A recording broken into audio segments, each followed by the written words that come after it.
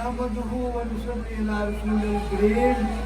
अम्मा बाद अऊज़ु बिल्लाहि मिनश शैतानिर रजीम बिस्मिल्लाहिर रहमानिर रहीम। मोहतरम डॉक्टर निसार अहमद सिमा साहब, जनाब अदनान अफसर चचा साहब, जनाब एजाज अहमद कुरैया साहब, आज दे साडे मेज़बान जनाब फयाज अहमद डार साहब और साडे चेयरमैन रियाज अहमद डार साहब,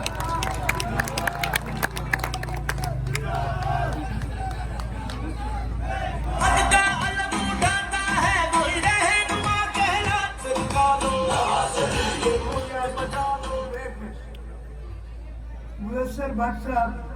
अनवर लोन साहब, सारी भट्ट बरादरी, लोन बरादरी और भी जड़ियां बरादरियां ने उन्होंने सब मैं सलाम पेश करता।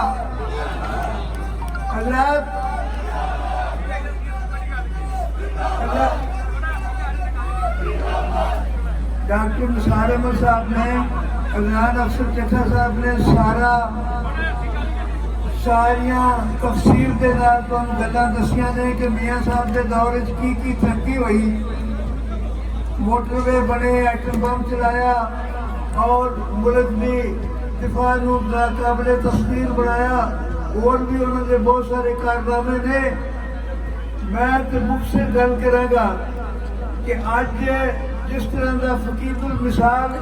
तुसां साडा इस्तकबाल किया डार साहब की क्यादत खुदा दुआ जे कि साडा दिल तुसां जित लिया। मैं तो बाकी उम्र तुहाडा शुक्रिया अदा करदा रहांगा।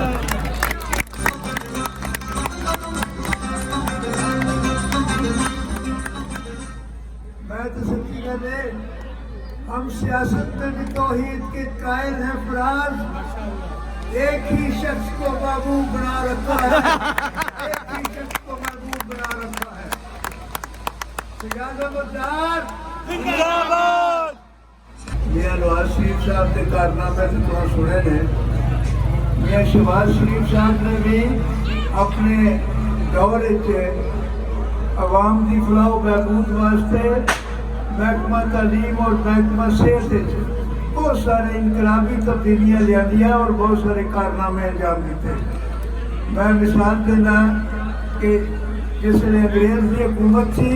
तो गुजरात और गुजरांवाले सिर्फ इंटरमीडिएट कॉलेज सन, 12वीं तक सन, बाकी 14-16 करने वास्ते लाहौर जाना पैंदा सी। लेकिन मियां शहबाज शरीफ ने पिंडां दे विच भी, मैं जलावल चीमा एक छोटा जा पिंड है, उत्थे वुमन डिग्री कॉलेज बनवाया है। इस तरह और भी बेशुमार लोगों ने छोटे छोटे पिंडों के विच, ताकि बच्चियां नूं दूर ना जाना पवे, उन्होंने वास्ते अवेलेबिलिटी जी है उन्होंने घर के करीब तरीन हो गए। तालीम के जेवर तो रास्ता हो, क्योंकि किसी भी कौम की तरक्की का राज ना मालो दौलत चे, ना फौजे गहरे चे, ना कोई मतलब है कि होर इस तरह का, बल्कि कि तालीम तालीम आम करने वास्ते मैं 60 के करीब स्कूलों अपग्रेड करवाया, प्राइमरी तो मिडल तो हाई, और वुमन डिग्री कॉलेज भी बनवाए गए ताकि बच्चियों को सहूलत हो। भैन बच्चा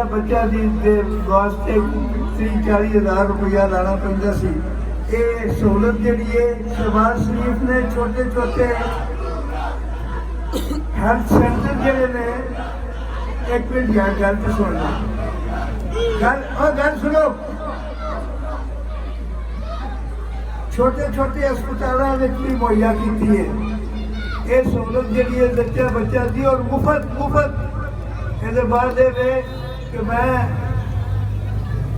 जाम के अस्पताल बनवाया। मैं उतो लंघदा सा पिया तो डॉक्टर भी बाहर खड़ा सी, उत्थे जो इंचार्ज सी, और एक बड़ा सारा ट्रक जो उत्थे खड़ा सी। मैं अंदर चला गया, मैं क्या डॉक्टर साहब एक ही गल है, आखिर जी आओ पहले तुम बुखाइए एक शहर। वो मैं नाल लै गया और जाके बुखाया पे स्टोर दवाइयां भरिया है, छत तक भरिया है। मैं क्या ट्रक का उसे कहती दवाइयां होर आ गई ने। मैं क्या होर मेरे को जगह नहीं रखने वास्ते इस वास्ते मैं क्या DHO ਨੂੰ ਆਖੋ ਕਿ ਹੋਰ ਦੇ ਘਰ ਦੇ ਜਿੱਥੇ ਲੋੜ ਹੈ ਉਹ ਸੰਗਤ ਜੀ ਅੰਨੇ ਜਾਮਕੀ ਵਾਸਤੇ ਨੇ मैं और कितने गला अल्लाह के फजल से पिछले क्यों साल किसी को दवाई नहीं लगती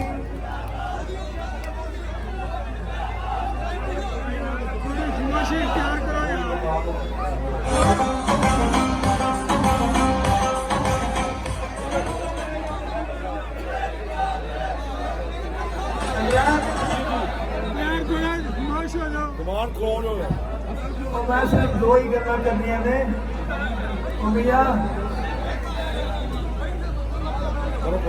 देखो कारपेट रोड सीढ़ियां ने बनिया ने ये भी मियां शहबाज शरीफ ने नवाज शरीफ के दौर ने वजीराबाद को कोर्ट आए तक इंशाअल्लाह ताला ये मेरा ही मनसूबा सी ये जगह रुपया मंजूर करवाया ADP लिखाया सी ਉਹਦੇ ਤੋਂ ਕੁਝ ਹਿੱਸਾ ਬਣ ਗਿਆ ਕੁਝ ਹੁਣ ਤੇ ਬਣਦਾ ਜਿਹੜਾ ਹੁਣ ਤੇ ਬਣਦਾ ਉਹ ਟੁੱਟਦਾ ਵੀ ਇਹਦੇ ਨਾਲ ਨਾਲ ਜਿਹੜਾ ਮੈਂ ਬਣਵਾਇਆ ਉਹ ਅੱਲਾਹ ਦੇ ਫਜ਼ਲ ਨਾਲ ਪਿਛਲੇ 10 ਸਾਲ ਤੋਂ ਕਾਇਮ ਹੈ ਔਰ ਕਾਇਮ ਰਹੇਗਾ ਕਿਉਂਕਿ ਕਮਿਸ਼ਨ ਨਹੀਂ ਸਮਝਿਆ ਉਹਨਾਂ ਨੇ ਜਿਹੜਾ ਹੁਣ ਬਣਵਾਉਣ ਲੱਗਾ ਉਹ ਕਮਿਸ਼ਨ ਲੈਂਦਾ ਨਹੀਂ ਮੈਂ ਆਖਰੀ ਗੱਲ ਇਹ ਕਰਨੀ ਹੈ ਕਿ ਇਹ ਇਮਰਾਨ ਜਿਹੜਾ ਹੈ ਇਸ ਨੇ 9 ਮਈ ਨੂੰ ਜਿਹੜਾ ਫਿਤਨਾ जरा फसाद फैलाया मुल्क के अंदर हिंदू जड़े ने हिंदू कमांडर इन चीफ ने लिखा है हिंदुस्तान टाइम्स के अखबार उसके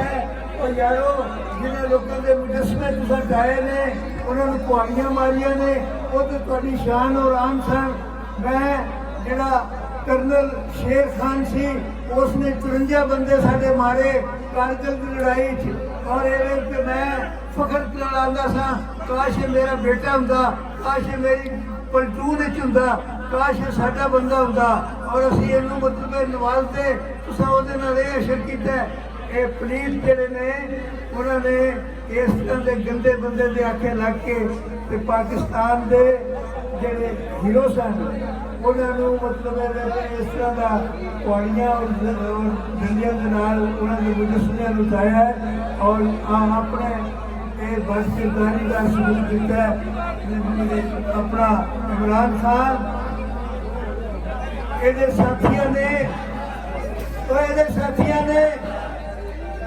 साथियों ने मस्जिद नबवी जाके बकवास किया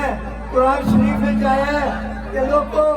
मेरे नबी को थोड़ी आवाज बुलंद नहीं होनी चाहिए सोहबा इकराम बड़े तन ला के हजूर नबी अकरम सल्लल्लाहु अलैहि वसल्लम ने गल करते सन अज उन्होंने बकवास की एडी उच्ची आवाज और गालियां दित्तियां मुस्लिम लीग का जोड़ा उत्थे मतलब ये वेख के साडा जा रहे सन चौधरी जा रहे सी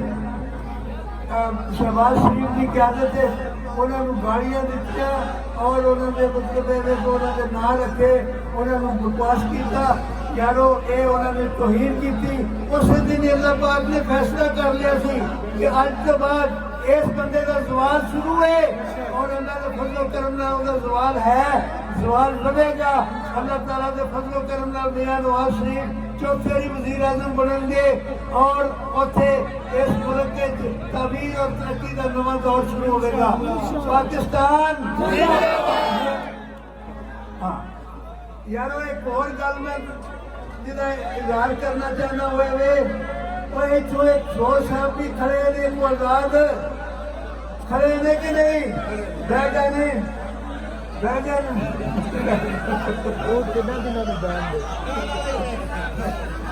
उन्होंने गल सुनो गल सुन लो गल सुन लीजिए वो जेड़े ने आजाद जेड़े खड़े ने ना उन्होंने का दावा है कि असीं पिछोड़ वालों के ईमान नाल उन्होंने मशवरे नाल और उन्होंने क्यादत खड़े हैं खुदा की कसमें बिल्कुल झूठ जे साडा कोई तलक नहीं उन्होंने नाल उधर मैनू डार साहब के जरिए और सजना के जरिए सुनिया करते रहे हैं कि मेरे नाल सुलह कर लो मैं क्या मैं दुश्मन नाल सुलह कर सकना मुनाफिक नाल नहीं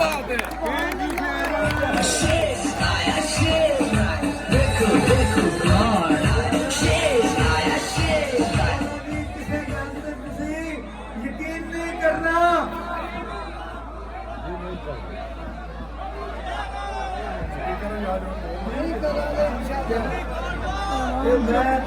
ਆਖਰ ਵਿੱਚ ਰਿਆਲ ਦਾਲ ਸਾਹਿਬ ਨੂੰ ਇਸਤਰਾ ਕਰਨਾ ਤੇ ਹੁਣ ਵਾਪਸ ਆ ਜਾਓ ਤੁਹਾਡੀ ਲੋੜ ਹੈ ਹੁਣ ਇਸ ਵੇਲੇ ਅਭੀ ਪਹੁੰਚ ਗਿਆ ਬਹੁਤ ਸ਼ੁਕਰੀਆ ਬਹੁਤ ਸ਼ੁਕਰੀਆ